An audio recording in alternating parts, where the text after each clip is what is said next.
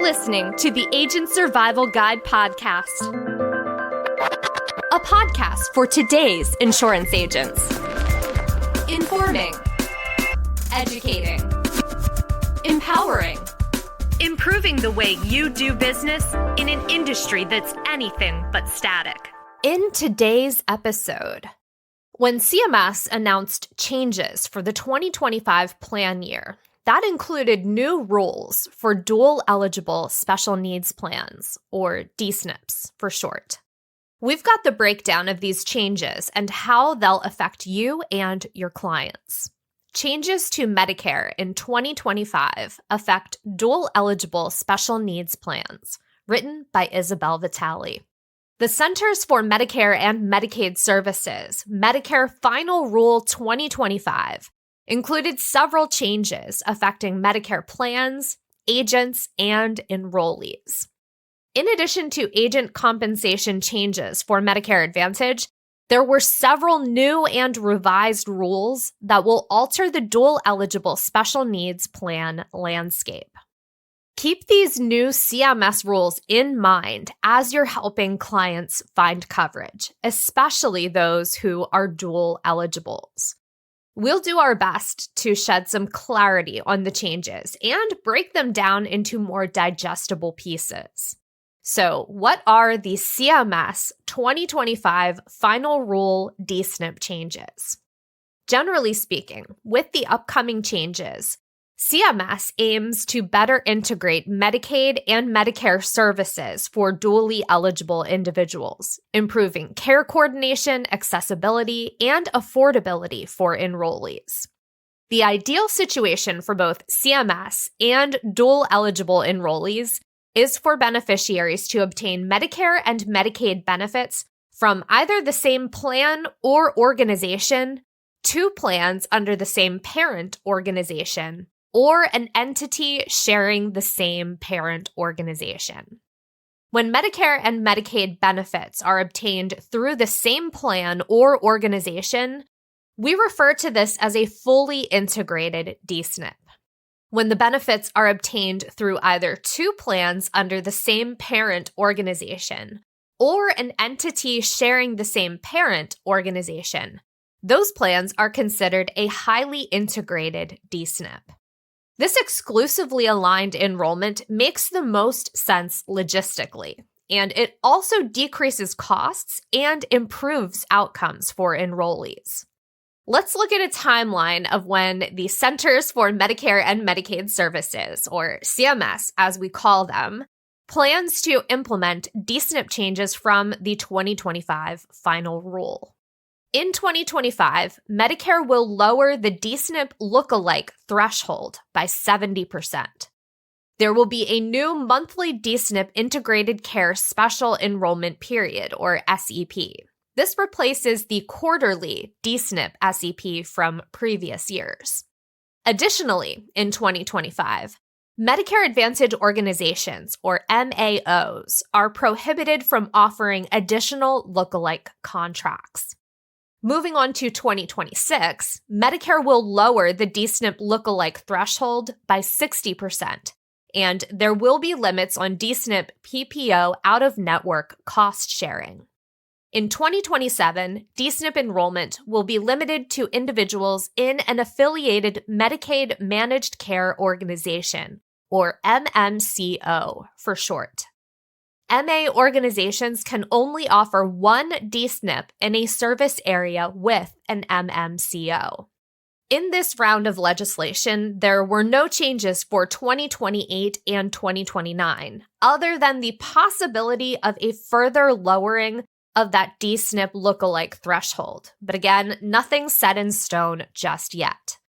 There is one more change we're aware of. This one is for 2030. D-SNPs with affiliated MMCOs must have disenrolled all beneficiaries not in the MMCO by this date.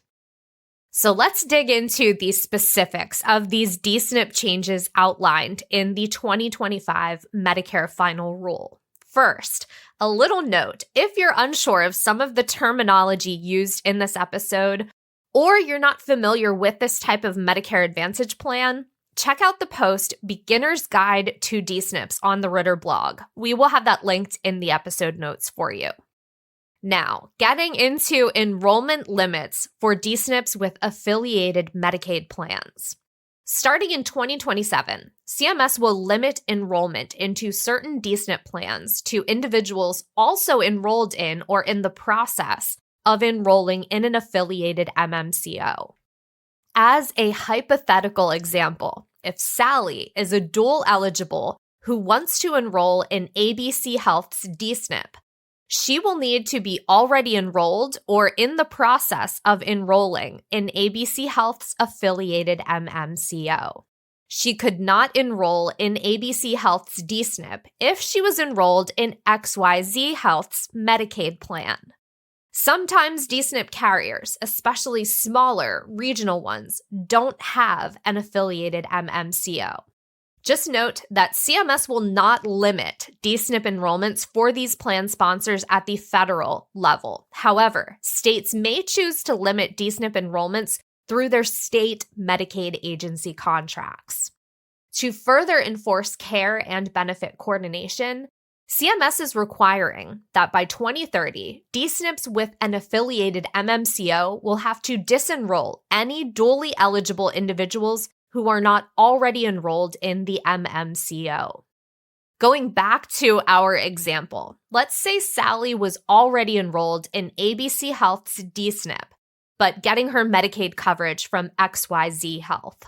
If she doesn't enroll into ABC Health's affiliated MMCO by 2030, she will be disenrolled from their D-SNP. CMS recognizes that limiting D-SNP enrollments like this may discourage carriers from participating in Medicaid managed care programs, because if they don't offer affiliated MMCOs, then they won't be limited. To encourage participation in MMCOs, CMS is changing how they approach special enrollment periods, or SEPs, for dual eligibles. The new integrated D-SNP monthly SEP will replace the quarterly low-income subsidy, or LIS, SEP. Effective January 1, 2025, and applicable to dually eligible and other Part D LIS enrollees, CMS plans to split the current Part D quarterly SEP into two separate special enrollment periods. The first SEP is a revised monthly SEP to enroll in a standalone prescription drug plan, or PDP. The second is a new monthly integrated care SEP to allow dually eligible individuals to enroll into an integrated D-SNP plan when the individual also receives Medicaid services through an affiliated managed care plan. Enrollees won't be able to enroll into any D-SNP of their choosing on a monthly or quarterly basis, only into a Medicaid managed care plan, so that they may concurrently enroll into the affiliated D-SNP. Essentially, dually eligible individuals who are not enrolled in integrated or affiliated plans will have more opportunities to do so. However, those individuals living in states without integrated plans will no longer be able to enroll quarterly and won't have the ability to use the new monthly SEP. Running with our previous example, if Sally is not enrolled in ABC Health's D-SNP and affiliated MMCO, then she would have an opportunity every month to do so, not needing to wait for AEP or a different SEP. Please note that because states differ on what types of D-SNP plans they offer, whether they offer them at all, the levels of coordination they achieve with Medicaid, and how often Medicaid switches are allowed, some of your dually eligible clients may not be able to utilize this new monthly integrated care SEP. Because the quarterly SEP will cease to exist, some of your clients may have to wait until the annual enrollment period to make changes. Please check with the D-SNP carriers you represent and your state's regulations to determine whether your clients will be able to utilize the new monthly integrated care SEP, or if they'll have to wait until AEP. Let's walk through a few scenarios for dually eligible individuals to help you make more sense of the SEP shifts.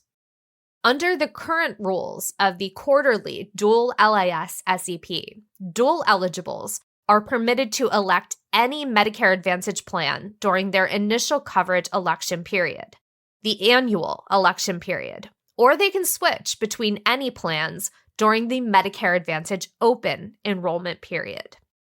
With the new changes coming in 2025, Medicare Advantage plan elections are permitted except full benefit dually eligible individuals in Medicaid managed care organizations would not be able to select a misaligned D-SNP where applicable. Currently, dually eligible individuals are permitted to elect Medicare fee-for-service and a standalone PDP mid-year.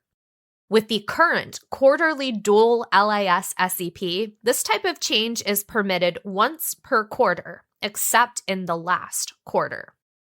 Beginning 2025, under the new SEPs, LIS-eligible individuals and dual eligibles can elect a Medicare fee-for-service plan and standalone PDP each month.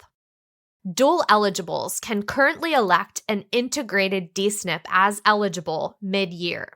This includes the FIDE-SNP, HIDE-SNP, or AIP, and I do want to define those terms here. FIDE-SNP is a fully integrated dual eligible special needs plan. HIDE-SNP stands for a highly integrated special needs plan, and AIP is an applicable integrated plan. So, dual eligibles can currently elect a fully integrated dual eligible special needs plan, a highly integrated dual eligible special needs plan, or an applicable integrated plan, and these changes are permitted once per quarter, except during the last quarter. When the finalized monthly dual LIS SEP, integrated care SEP, and enrollment limitations for non-integrated plans goes into effect in 2025, the aforementioned change will be permitted for full benefit dually eligible individuals each month, but availability will only be to facilitate aligned enrollment. And then our last scenario. Currently, under the rules of the quarterly dual LIS SEP, dual eligibles are permitted to elect a non-integrated D-SNP or other Medicare Advantage plan mid-year, and they're permitted to make these changes once per quarter, except in the last quarter. Come 2025, under the finalized monthly dual LIS SEP, integrated care SEP, and enrollment limitations for non-integrated plans, dually eligible individuals will not be permitted to elect a non-integrated D-SNP or other Medicare Advantage plan. Here are some additional details on how the new D-SNP special enrollment period will work. The new monthly integrated D-SNP SEP isn't just for newly eligible individuals or those newly looking for exclusively aligned enrollment. A dually eligible beneficiary already enrolled in an integrated plan could use the new SEP to make a lateral move to another integrated plan offered by the same carrier or a different one. To switch to another integrated plan offered by a different carrier, the eligible individual must switch their Medicaid plan first, subject to the state guidelines, before enrolling into the same or related company's integrated D-SNP, thereby achieving aligned enrollment. Pay attention to which company provides the coordinated Medicaid plan at the time the member requests to switch. Enrollment into the D-SNP during the integrated care SEP depends on coordination. Don't try to enroll a client into an uncoordinated Medicaid plan. Just because a Medicaid plan and a D-SNP are from the same provider, that doesn't automatically mean that they are coordinated plans. Verify types of D-SNPs and level of integration with carriers before trying to switch a client. Next, let's look at D-SNP limits in an affiliated Medicaid managed care organization's service area. Starting in 2027, CMS will also limit the number of D-SNPs a Medicare Advantage organization or its parent organization can offer within the same service area as its affiliated Medicaid managed care organization to 1. So going back to our example, ABC Health can only offer 1 D-SNP per the service area of its affiliated MMCO. The exception to this rule would be if a state Medicaid agency requires more than 1 D-SNP option for dually eligible individuals in the same service area as the Medicare Advantage carrier's affiliated MMCO. In this case, state law will supersede CMS limitation. We mentioned the D-SNP lookalike threshold earlier in this episode, how it will be lowered for 2025 and then future years as well. Let's break that down further.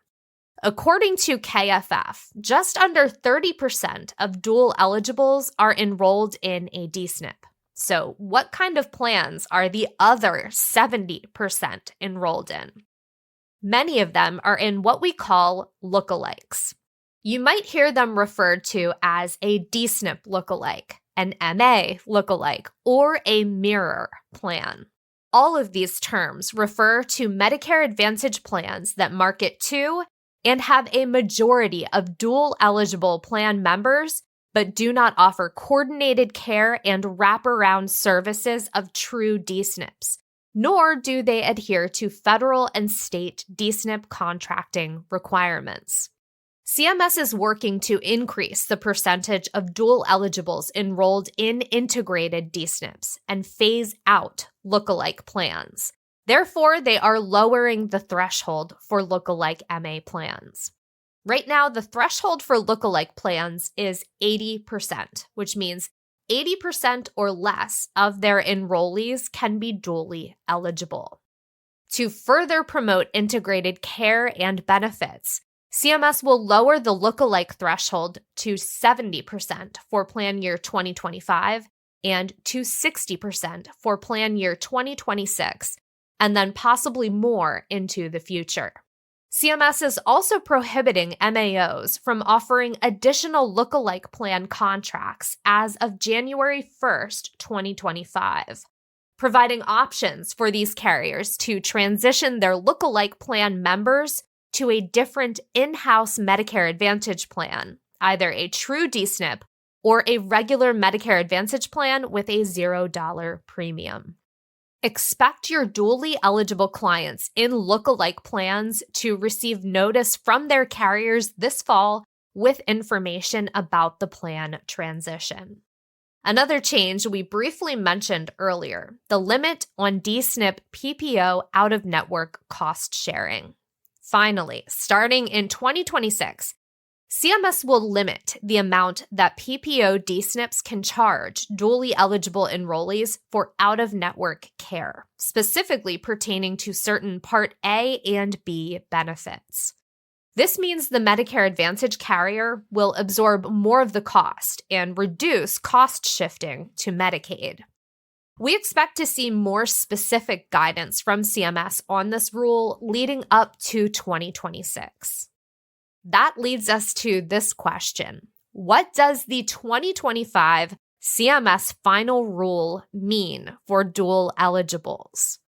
This CMS ruling aims to simplify the process for dually eligible individuals. Here are the main changes they can expect. 1. More enrollment opportunities for integrated plans. The new Integrated Care SEP will give dual eligibles an opportunity every month to make the move from coordination-only D-SNPs to those that are fully or highly integrated. Although they could make a lateral move from one integrated plan to another, we predict this SEP will be used mainly to facilitate first-time exclusively aligned enrollment for dually eligible individuals. 2, fewer enrollment opportunities for non-integrated plans. Starting in 2025, dually eligible individuals will no longer be able to enroll in non-integrated D-SNPs on a quarterly basis like they had been able to in the past. 3, fewer coverage change opportunities in select states.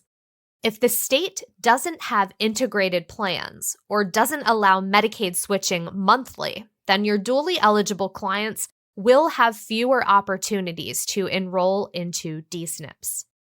Even if integrated plans are available, some states only allow Medicaid switches once per year or during a specific time frame.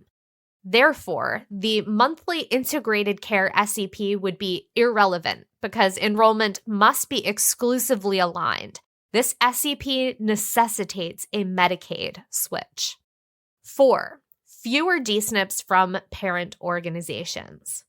Because CMS will limit the number of D-SNP plans to 1 per parent organization in each one's MMCO service area, dual eligibles should have fewer options to sort through when shopping for plans. Although this might seem like a negative on the surface, CMS hopes this limitation will streamline and clarify the D-SNP process. 1 plan per parent organization will help reduce choice overload for potential enrollees. 5, fewer D-SNP lookalikes. Reducing the threshold for lookalike MA plans will force carriers to transition dually eligible enrollees from lookalikes to a true D-SNP or another $0 premium Medicare Advantage plan. These beneficiaries should expect a notice from their carrier this fall with information about the plan change. And 6, increased protection, access, affordability, and care coordination. The D-SNP landscape is a complex one. Through its 2025 final rule D-SNP changes, CMS is seeking to improve protection from confusing lookalike marketing tactics and choice overload. They want to improve access to integrated plans every month, more predictable costs with lower cost-sharing amounts, and more coordinated care through fully or highly integrated plans. CMS believes these benefits will greatly improve the experience and health outcomes of dually eligible beneficiaries. But now you're probably wondering, what do these changes mean for agents? As with many legislative changes, we're looking at both opportunities and challenges for agents. These updates have a few implications agents should be aware of. Number 1, you'll need to know your state's rules.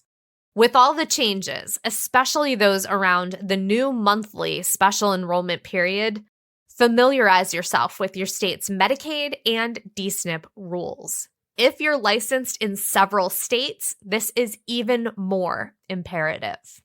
Number 2, there will be an increased need for thorough fact-finding.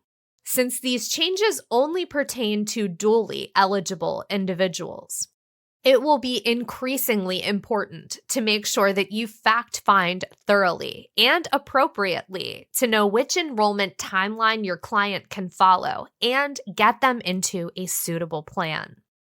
Remember to be tactful and respectful when fact-finding. You need to determine your client's correct Medicaid level, but questioning about financial status can be a sensitive topic. Establish trust with your client early by getting to know them and asking them questions about subjects other than money first. Consider using Ritter's Fact Finder to guide your conversation and ensure you get the accurate information you need to determine your client's Medicaid status. We have our free downloadable Fact Finder PDF linked in the episode notes. Number 3, these changes mean fewer enrollment opportunities for non-integrated D-SNPs. Make sure your portfolio includes fully or highly integrated D-SNPs from carriers with an affiliated MMCO to give your clients the best options. Number 4, you will have fewer D-SNP options to sort through. Because of the new service area limitations, you should have a better sense of the D-SNP options available in your market. With only one plan per carrier per MMCO service area, you may have more time and energy to contract with more carriers than you had in the past, rounding out your D-SNP offerings more fully for your clients. Number 5, with all these changes on the horizon, be sure to check in with your dually eligible clients. Now is the time to review what plans your dually eligible clients are in and make recommendations, especially if you have clients in non-integrated plans or lookalikes.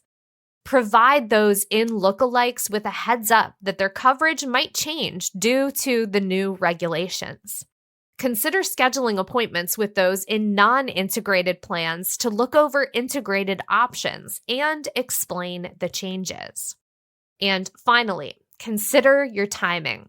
Checking in on D-SNP clients during AEP is now necessary.